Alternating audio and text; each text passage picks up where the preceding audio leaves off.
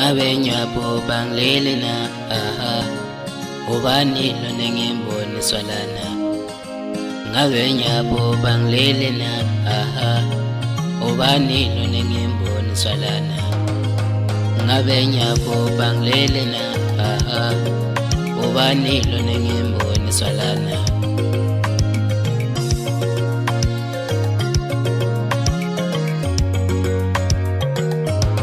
ngibona umuntu wesifazane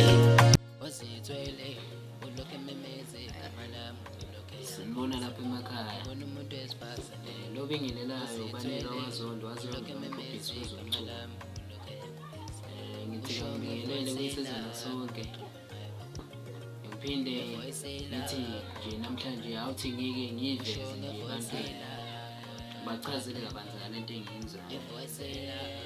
bafethu ngicela laphana ukusapotha kakhulu kulento engiyenzayo ngoba ngiyabona bakhona impela abayithandayo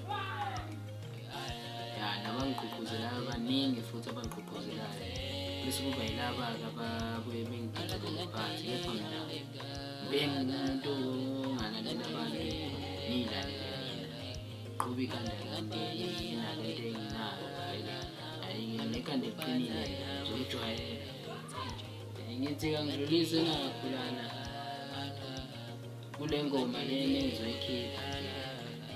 ey'nsukwini engazi ukuthi izophuma nini njengoba ngisalinde abaphathi bami nami ukuthi bengidlulisele ukuthi le ngoma iphuma nini. Kepha ngithe namhlanje nje awuthi ngike ngiyiveze nginikhombise ukuthi mina ngumuntu onjani. Bafowethu lento engiyenzayo ngiyayithanda kakhulu. Bengicela nje kofisa ukungilekelela ukungisiza ukuze lento engiyenzayo iphumelele ifezeke. Bengicela nje ukuthi ofisa ukungisiza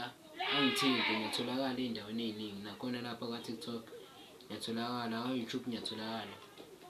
Noma-ke kwinombolo yami ethi 071 045 6198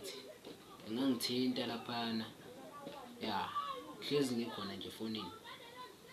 Lento engiyenzayo isiphiwo ikhona lento engiyenzayo into engiyithandayo engifisa ukuphumelela ngayo ngoba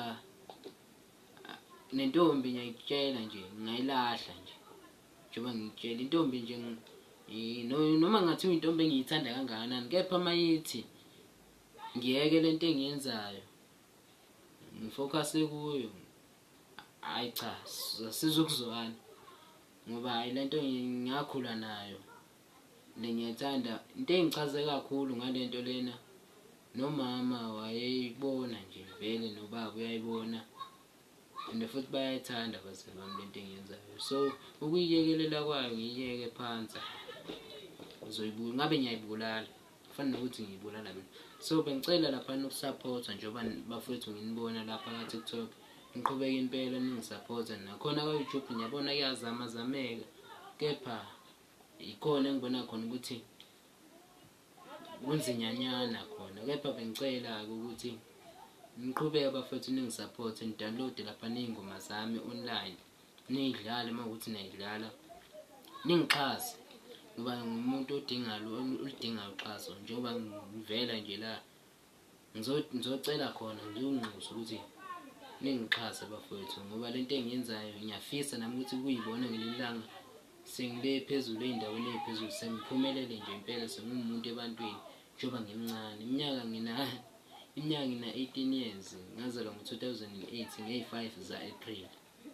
So bengicela bafethu ukuxhasa kakhulu lento engiyenzayo. Ingoma-ke le izophuma kodwa ngisalinde iy'mpendulo kubaphathi bami abangiphethe khona la endimeni yomculo. So hhayi-ke ngithi isandla sidlula ekhanda bafethu akukho okuningi engingakusho nje manje ngathi ngiyabonga isiyophinda ibonane futhi. Igama lami ulokhe yangiphiza usho ngevoice lakho xamba maye bakhulu ngevoice lakho